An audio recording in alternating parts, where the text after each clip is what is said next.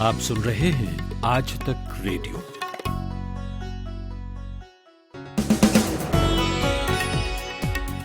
ढल गया दिन, हो गई शाम और दिन भर लेकर आ गया हूं। अमन गुप्ता है मेरा नाम।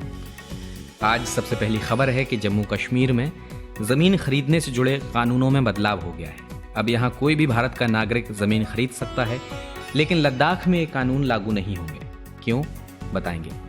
बिहार के मुंगेर में दुर्गा पूजा विसर्जन के दौरान हुई गोलीबारी की घटना और पुलिस के लाठीचार्ज करने को लेकर राजनीति गर्मा रही है। मुख्यमंत्री नीतीश कुमार को घेरा जा रहा है, तो चुनाव के दौर में उन पर सवाल उठाना क्यों नहीं बनता। और आज मुंगेर में कैसा रहा चुनाव का असर, बताएंगे।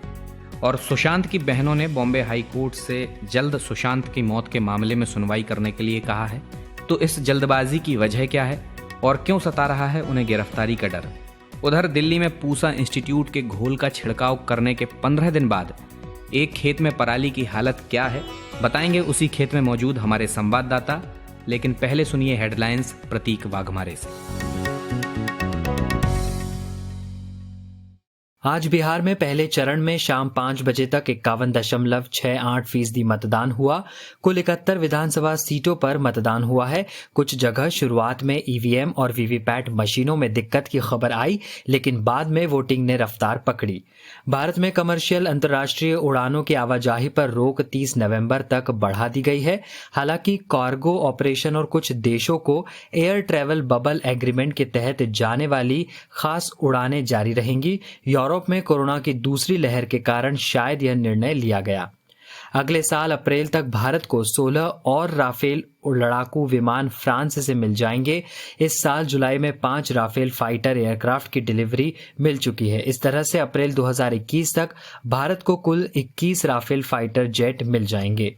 राष्ट्रीय स्वयंसेवक संघ आरएसएस का मजदूर संगठन भारतीय मजदूर संघ ने मोदी सरकार के नए लेबर कोड के विरोध में आज देश भर में प्रदर्शन किया। मजदूर संघ इन कोड के कई प्रावधानों को श्रमिक विरोधी मानता है। मजदूर संघ के अनुसार मजदूर विरोधी संशोधन को वापस न लिया तो हर स्तर पर विरोध प्रदर्शन जारी रहेगा। सुशांत मामले में रिया ने सितंबर महीने में सुशांत की बहनों के खिलाफ एफआईआर दर्ज कराई थी और आरोप लगाया कि सुशांत को बिना किसी प्रिस्क्रिप्शन के दवाइयां दी, जिसकी वजह से एक्टर को पैनिक अटैक आया था। अब सुशांत की बहनों ने बॉम्बे हाईकोर्ट में इस पर सुनवाई की जल्द मांग की है। देश में कोरोना वायरस संक्रमण के मामलों में बढ़ोतरी हुई है और मौतों की संख्या भी 500 से अधिक रही। पिछले 24 घंटों में कोरोना के नए मामले 43,000 से ज्यादा सामने आए, जबकि एक दिन पहले इनकी संख्या 36,000 के आसपास थी। और फ्रांस में पैगंबर मोहम्मद के कार्टून छपने के बाद और फ्रांस के राष्ट्रपति इमैनुअल मैक्रो के कार्टून प्रकाशित करने के फैसले का बचाव के बाद बांग्लादेश में फ्रांस के खिलाफ हजारों की संख्या में प्रदर्शनकारी सड़कों पर उतरे और फ्रांस के सामान के बहिष्कार की अपील की।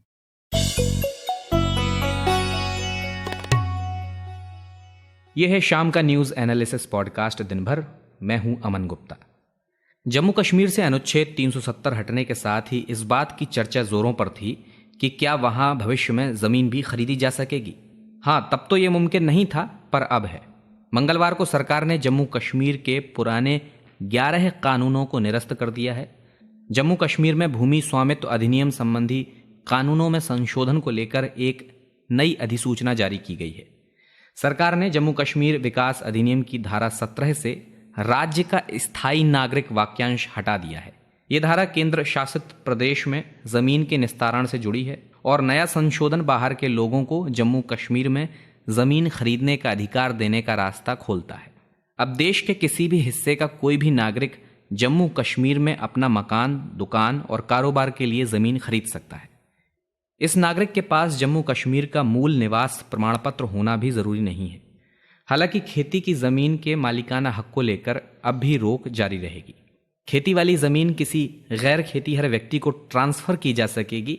इसमें भी कुछ अपवाद हैं, जैसे खेती वाली जमीन गैर कृषि कार्यों के लिए दी जा सकती है, बशर्ते उस पर किसी एजुकेशन इंस्टीट्यूट को बनाया जाना हो या फिर हेल्थ केयर सेंटर या स्वास्थ्य सुविधा के लिए जमीन दी जा रही हो। लेकिन इसके लिए सरकारी स्वीकृति होना बेहद जरूरी है। वहीं इस अधिसूचना पर जम्मू कश्मीर के राजनीतिक हलकों में तीखी प्रतिक्रियाएं आई हैं। जम्मू कश्मीर के पूर्व मुख्यमंत्री उमर अब्दुल्ला ने इंडिया टुडे से खास बातचीत में कहा है कि ये बिल अस्वीकार्य है और जम्मू कश्मीर के लोगों को इस बारे में निर्णय लेना चाहिए था, ना कि दिल्ली को। दिल्ली यानी केंद्र सरकार को यह अधिकार नहीं है कि वो बताए कि हम किसे अपनी जमीन बेचें और किसे नहीं। Omar Abdullah. Obviously, this is unacceptable. The people of Jammu and Kashmir should have been the ones to make this decision, not Delhi. Delhi has no right to decide who we should sell our land to and who we should not. पूर्व मुख्यमंत्री और PDP अध्यक्ष महबूबा मुफ्ती ने tweet कर कहा है कि ये जम्मू कश्मीर के लोगों को कमजोर करने का एक और कदम है।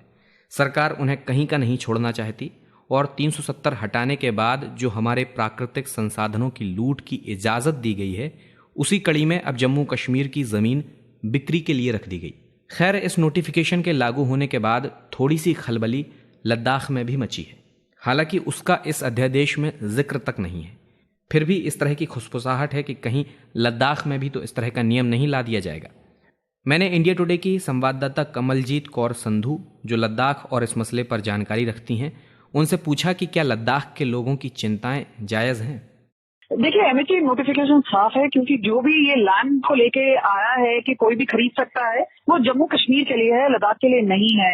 लेकिन जो बात है, आपको कारण बता दें कि दोनों यूनियन टेरिटरी बनाए गए थे, लेकिन क्यों सिर्फ लागू जम्मू कश्मीर पे है और लद्दाख पे नहीं है, उसका एक बड़ा कारण ये है कि जो लद्दाखी नेता हैं वो कुछ दिन पहले अमित शाह से मिले थे, जो गृह मंत्रालय है। उसके बाद किरेन रिजिजू और एमओएस मून किशन रेड्डी से भी मिले थे, जहां पे उन्होंने मांग रखी थी कि आर्टिकल 371 या 6 शेड्यूल में उन्हें प्रोटेक्शन दी जाए। ये चाह रहे थे कि उनकी जो यूनिक कल्चरल आइडेंटिटी है और इकोनॉमिक इंटरेस्ट है, उनको प्रोटेक्शन दिया जाए।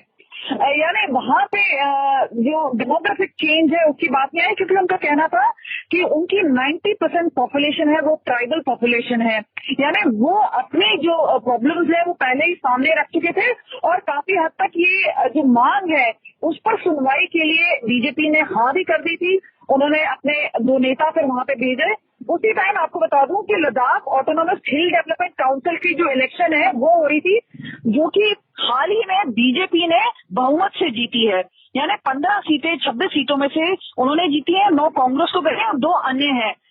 तो उनका मानना है, यानी बीजेपी नाराज नहीं करना चाहेगी वहां से लोगों को, क्योंकि एक जायज मांग रखी गई है, इस वजह से उनका नाम नहीं है। लेकिन उन्होंने ये भी कहा था कि जैसे ये हिल डेवलपमेंट काउंसिल का इलेक्शन खत्म होता है, संपूर्ण होता है, उसके 15 दिन बाद वो एक डिस्कशन करेंगे जहां पे इस मांग पर बातचीत की जाएगी।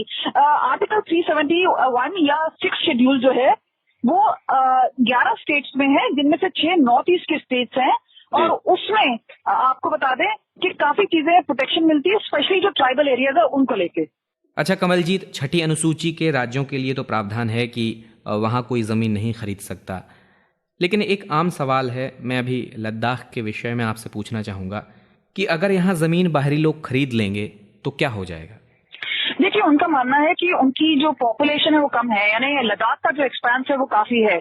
आपने अगर देखा भी होगा तो वहाँ पे रूखे पहाड़ हैं, काफी एक्सपेंस है, और उनका मानना है कि जो बाहर के लोग हैं, और कई स्टेट्स में इस तरह की चिंता होती है कि उनकी पॉपुलेशन मेजॉरिटी में हो जाएगी और ये जो ट्राइबल पॉपुलेशन है ये माइनॉरिटी में हो जाएंगे, और जो बेनिफिट वहाँ के लोकल्स को मिलना चाहिए वो आउटसाइडर्स को मिल जाएंगे। तो इसको लेके है, आपने देखा होगा उमर अब्दुल्ला ने या फिर जो अलायंस पार्टनर्स हैं जिन्होंने मिलकर गुफ्तार सिग्नेटरीज को साइन किया था, उन्होंने भी लद्दाख का नाम लिया था, पर उस समय काफी कंफ्यूजन भी था यहाँ पे जो यूनियन टेरिटरी से एमएचए का नोटिफिकेशन आया उसको लेके, लेकिन बाद में चीजें साफ हो गई। तो जो पॉलिटिक्स है ये दोनों यूनियन टेरिटरीज का अलग है। फिलहाल लद्दाख को एक तरह से प्रोटेक्शन है, और ये सामने की बात ये है कि एमएचए ने अभी फैसला नहीं लिया है, और वो फैसला होगा 15 दिन के बाद जाके, जब एक कमेटी फॉर्म होगी, जब एक डिस्कशन होगा, उसके बाद आगे का रास्ता तय किया जाएगा। अच्छा कमलजीत, जम्मू कश्मीर और लद्दाख में राजनीतिक परिस्थितियां बिल्कुल अलग हैं। लद्दाख में सरकार को लेकर गतिरोध नहीं दिखता है, बीजेपी की सरकार भी है यहाँ, तो आपको कितनी संभावना लगती है लद्दाख के पक्ष में फैसला आने की? देखिए, आर्टिकल 370 अपने आप में एक पूरा लॉ था जहाँ पे सिग्निफिकेंट चेंजेस लाए गए थे। हालांकि जो कश्मीर घाटी है वो बोल रहे हैं कि हम मुस्लिम मेजोरिटी स्टेट हैं और इस वजह से डेमोग्राफिक चेंज लाने की कोशिश की जा रही है।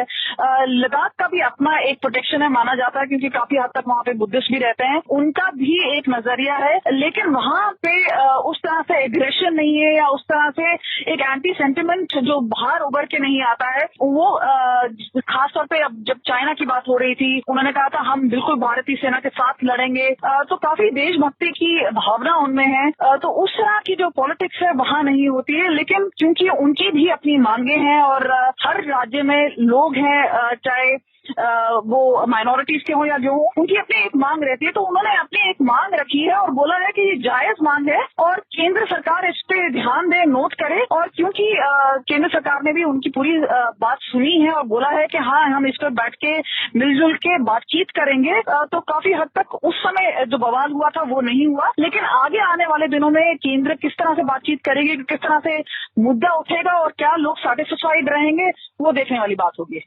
ये थी इंडिया टुडे में जर्नलिस्ट कमलजीत कौर संधू।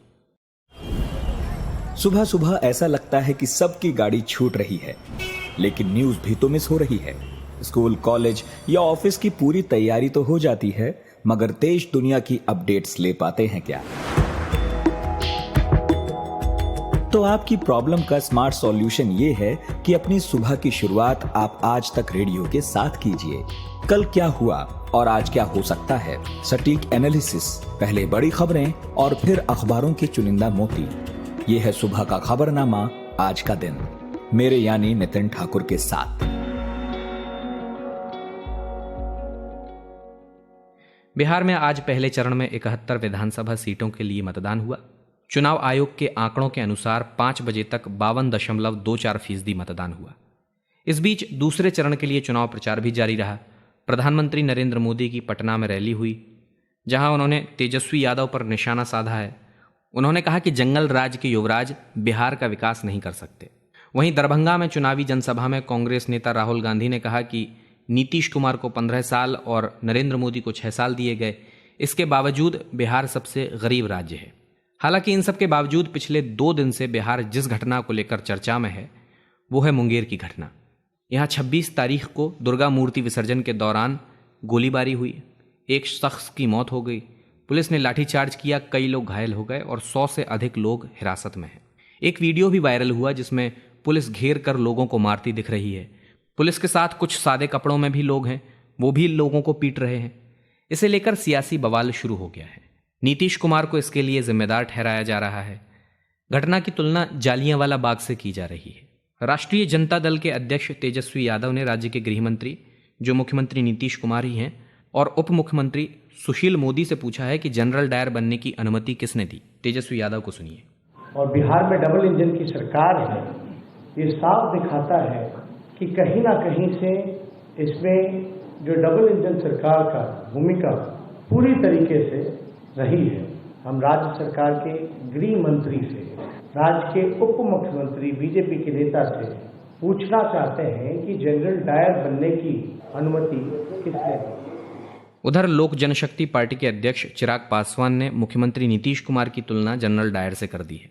चिराग पासवान: और अगर ये लाठियां चली, इस तरीके से बर्बरता से उन लोगों को मारा पीटा गया, गोली तक चलाई गई, हत्या तक वहां पर की गई, तो इसका जिम्मेदार कौन है? मुख्यमंत्री जनरल डायर की भूमिका में आ गया। इस पूरे मामले पर नीतीश चुप हैं। पुलिस के रवैये पर तो सवाल उठ ही रहे हैं। अब चुनाव के बीच में प्रशासन तो चुनाव आयोग के अधीन काम करता है, फिर भी बैकफुट पर नीतीश कुमार क्यों दिख रहे हैं? यही पूछा मैंने पटना में मौजूद आज तक रेडियो के संवाददाता रोहित कुमार से।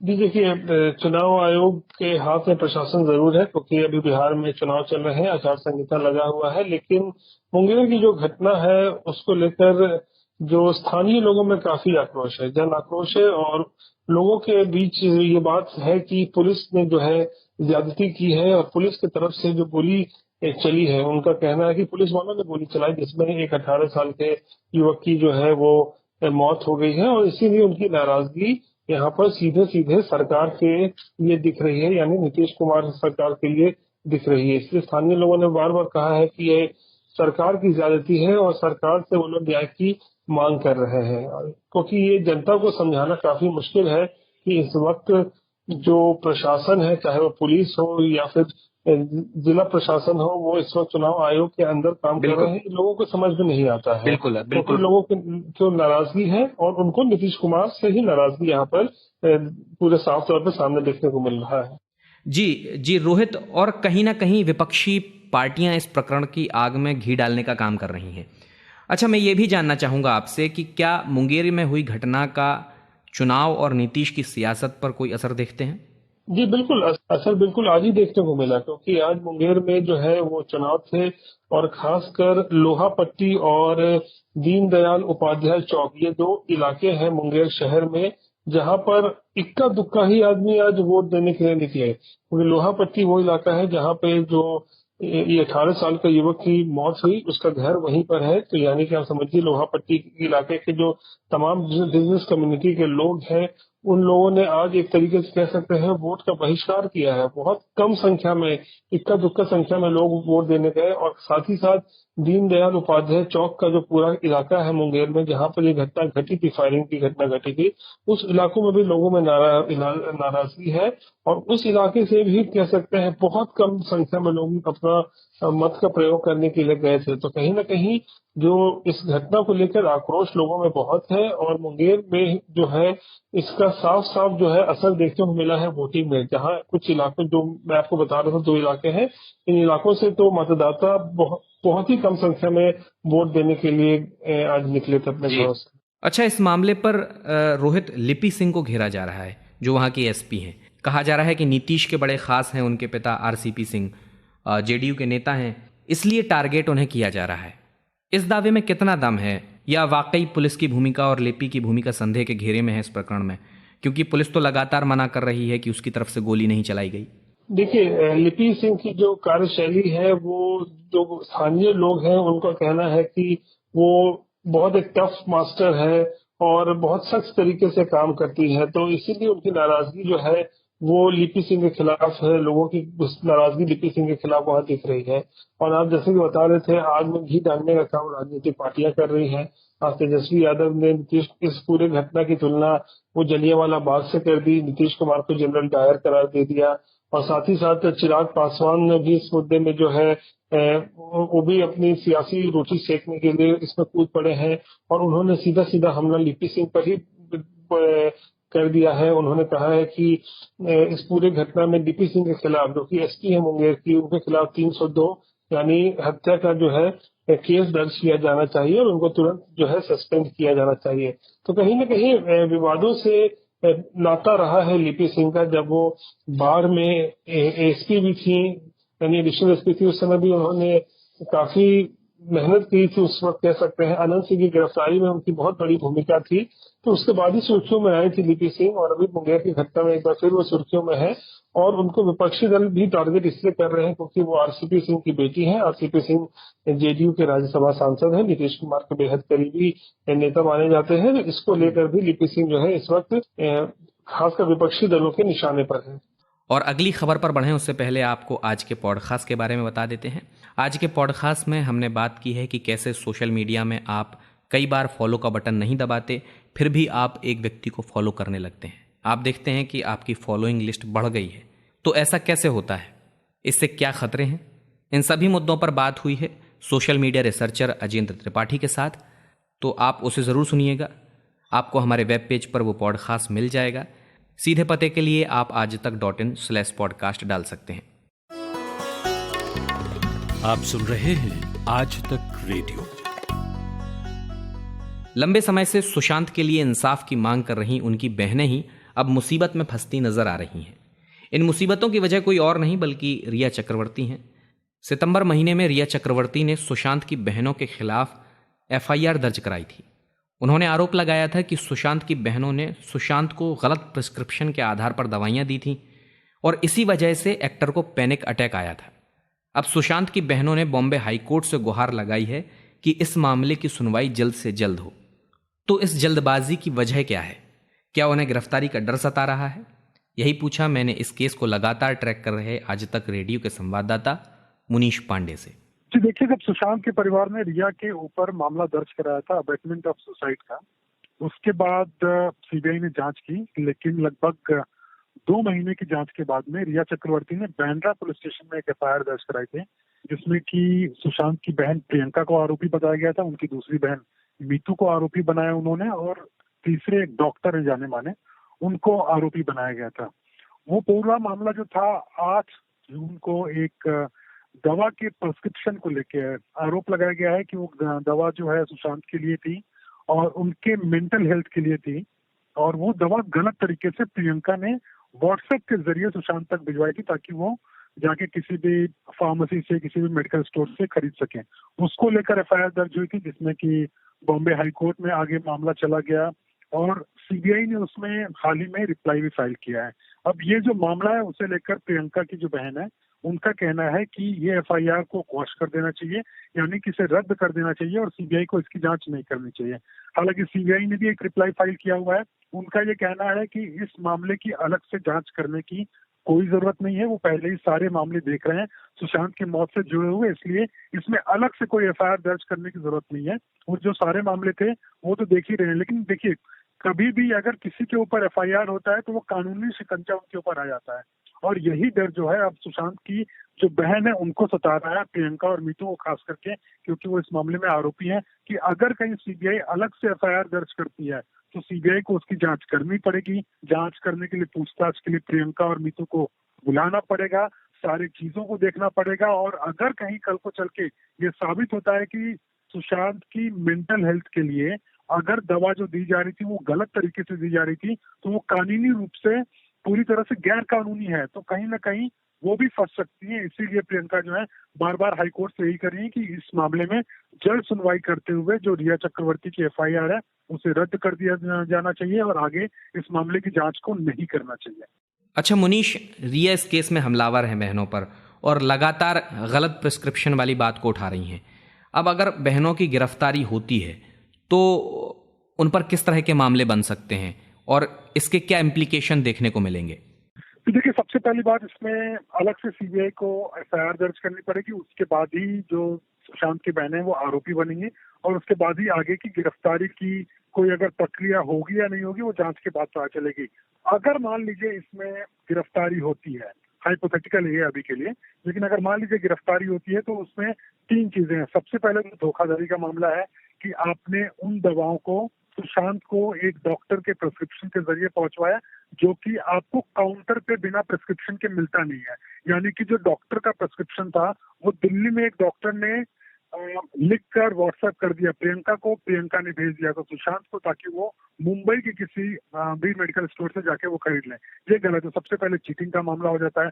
दूसरी तरफ में दवाओं की छेड़छाड़ को लेकर एक अलग से कानून बनाया गया है, उसके तहत भी एक मामला बन सकता है प्रियंका के ऊपर कि उन्होंने क्यों इस तरह से छेड़छाड़ की। क्योंकि अगर कोई मानसिक रूप से परेशान है, उसकी दवा चल रही है, जो जाने माने साइकेट्रिस्ट से बॉम्बे के, वो उस वक्त इलाज भी कर रहे थे सुशांत का, ऐसे में कोई दूसरी दवा देना यानी कि सीधे उनकी जो ब्रेन या फिर दिमागी हालत है उसको लेकर जो और इलाज चल रहा है उससे छेड़छाड़ होती है, तो उसका एक अलग से मामला बन जाता है। तो इस तरह के कई संगीन आरोप आ जाते हैं प्रियंका के ऊपर। लेकिन फिर भी मैं यही बोलूंगा कि अभी फिलहाल कुछ भी कहना जल्दबाजी होगी, क्योंकि सीबीआई ने अभी तक इसमें अलग से कोई जांच शुरू नहीं की है। उनकी जांच के दौरान अगर कोई बात सामने आती है तो उस हिसाब से देखेंगे, क्योंकि सीबीआई के लिए एक और दूसरा बहुत बड़ा पहलू है कि प्रियंका और मीतू सुशांत की बहनें हैं। वो परिवार है जो कि पिछले कई महीनों से इंसाफ की मांग कर रहा है। उन्होंने अपने भाई को खोया हुआ है, घर में एक बेटी को खोया हुआ है, तो सीबीआई कहीं ना कहीं संवेदना भी दिखा सकती है कि इस मामले में जो परिवार है, कम से कम उन पे किसी तरीके का इस तरह का दबाव नहीं आना चाहिए जांच का, जिससे कि वो और ज्यादा परेशान हो जाए। मुनीश, परिवार और रिया के बीच जो विवाद है उसे लेकर कितने मामले चल रहे हैं और बाकी में किस तरह के अपडेट हैं? देखिए, ये बड़ा ही अहम सवाल किया है आपने, क्योंकि आप ही नहीं, पूरा देश कंफ्यूज है कि आखिरकार इस मामले में हुआ क्या। तो देखिए, सबसे पहले याद करना पड़ेगा, इस मामले में एक सबसे जो अहम केस है वो है सुशांत की मौत को लेकर, जो कि जांच सीबीआई कर रही है, कोई और दूसरी एजेंसी नहीं कर रही, वो सीबीआई कर रही है और रिया चक्रवर्ती उसमें मुख्य आरोपी है। ये केस नंबर 1 हो गया। दूसरा एक आरोप लगा हुआ था कि 15 करोड़ रुपए सुशांत के पास में थे, जो कि रिया चक्रवर्ती ने गबन कर लिया, यानी कि धोखाधड़ी किया। इस मामले की जांच ईडी कर रहा है, हालांकि उन्हें अभी तक कोई ऐसे सबूत नहीं मिल रहे हैं। जांच के दौरान ही जो ईडी है उनको कुछ सबूत मिले थे व्हाट्सएप चैट के रूप में, जिसको ड्रग्स को लेकर बातचीत हुई थी। तो उस ड्रग्स वाले मामले की जांच कर रही है नारकोटिक्स कंट्रोल ब्यूरो। तो 3 अलग अलग एजेंसियां 3 जांच कर रही है। लेकिन जो आपका सवाल था कि सुशांत की मौत को लेकर कौन जांच कर रहा है, तो वो सिर्फ और सिर्फ एक एजेंसी है, सीबीआई यानी कि सेंट्रल ब्यूरो ऑफ इन्वेस्टिगेशन। उनके पास में इस पूरे मामले की जांच है। हालांकि सुशांत से जुड़े हुए 3 और मामले हैं, जिसमें कि एक मामला एनसीबी के पास में है और एक और मामला इन्फोर्समेंट डायरेक्टरेट यानी कि प्रवर्तन निदेशालय के पास में है। ये थे मुंबई से आज तक रेडियो के संवाददाता मुनीश पांडे। दिल्ली में पराली के कारण प्रदूषण लगातार बढ़ता जा रहा है। इस वक्त वहां AQI इंडिया के मुताबिक हवा का स्तर 219 पर है, जो खराब श्रेणी में है, और ये स्थिति बन रही है आसपास के राज्यों में जल रही पराली से। वहीं दिल्ली ने पराली न जलाई जाए इसके लिए जिस पूसा इंस्टीट्यूट के घोल का छिड़काव कराया था, अब उसके पॉजिटिव रिजल्ट दिखने लगे हैं। आज से 15 दिन पहले हिरनकी गांव के एक खेत में इस घोल का छिड़काव किया गया था। वहां कैसे हालात हैं ये जानने के लिए हमारे संवाददाता पंकज जैन उस खेत में पहुंचे। उन्हीं से जानते हैं आंखों देखा हाल। देखिए, पूरी दिल्ली में 2000 एकड़ ऐसे खेत हैं जहां पर पराली पाई जाती है, और कई खेत ऐसे भी हैं जहां पर किसान पराली को जला देते थे। लेकिन इसके बाद केजरीवाल सरकार ने पूसा इंस्टीट्यूट से संपर्क किया, जो कि भारतीय कृषि अनुसंधान संस्थान है, और यहाँ के वैज्ञानिकों ने 20 रुपए के 4 कैप्सूल तैयार किए थे। जीवाणुओं का ये मिश्रण था, और 13 अक्टूबर को इस बायोडिकम्पोजर का छिड़काव दिल्ली के उन तमाम खेतों में किया गया था। और फिलहाल हम उन्हीं में से एक खेत में मौजूद हैं, और आपको बता दूं कि वैज्ञानिकों के चेहरे पर जो खुशी है, और साथ ही साथ किसान जिस तरह से पानी की बचत को लेकर, रुपए की बचत को लेकर यहाँ पर संतुष्ट नजर आ रहे हैं, वो अपने आप में देखने लायक है। और यहाँ पर 13 अक्टूबर को जब हम ग्राउंड पर पहुंचे थे तो चारों तरफ पराली ही पराली थी। तो करीब 3 एकड़ का ये पूरा खेत है जहाँ पर मैं मौजूद हूँ इस वक्त, और यहाँ पर पराली के ऊपर छिड़काव किया गया। छिड़काव के बाद आज यहाँ पर पूरे खेत में सिर्फ और सिर्फ खाद नजर आ रही है, और खाद जो है वो फिलहाल गीली है। और इस खाद को अगर हम देखें तो नजर ये भी आता है कि इस तरह से महज 15 दिनों में इस बायोडिकम्पोजर ने अपना असर दिखाया है। अगले 10 दिन में किसानों का यहाँ पर जो मौजूद है उनका कहना है कि ये खेत सूख जाएंगे। खेत सूखने के बाद करीब 10 नवंबर तक यहाँ पर गेहूं की बुआई शुरू कर दी जाएगी। ये थे आज तक रेडियो के संवाददाता पंकज जैन। और इसी के साथ हम दिल्ली वालों से ये अपील करेंगे कि आप लोग ज़रूरत के हिसाब से बाहर निकलिए, मास्क लगाए रखिए, ये आपको कोरोना से बचाएगा और पॉल्यूशन से भी। तो अब वक्त हो गया है आपसे विदा लेने का, लेकिन रुकिए, एक बात और कहनी थी कि भाई कुछ दिनों से आप लोगों की ईमेल नहीं आ रहे हैं, लगता है IPL में बिजी हैं। तो भाई ऐसा ना करिए, ईमेल लिखिए, हमें हमारी कमियां बताइए, फीडबैक दीजिए। ईमेल पता अगर चाहें तो एक बार फिर नोट कर लीजिए, radio@aajtak.com। ईमेल नहीं लिख पा रहे हैं तो सोशल मीडिया पर ही कमेंट कर दीजिए, मैसेज कर दीजिए, वहाँ पर भी हम नज़र रखते हैं। लेकिन फीडबैक बहुत ज़रूरी है, वो ज़रूर दीजिए। अब मुझे यानी अमन गुप्ता को और मेरे साउंड के साथी कपिल देव सिंह को दीजिए इजाज़त। नमस्कार।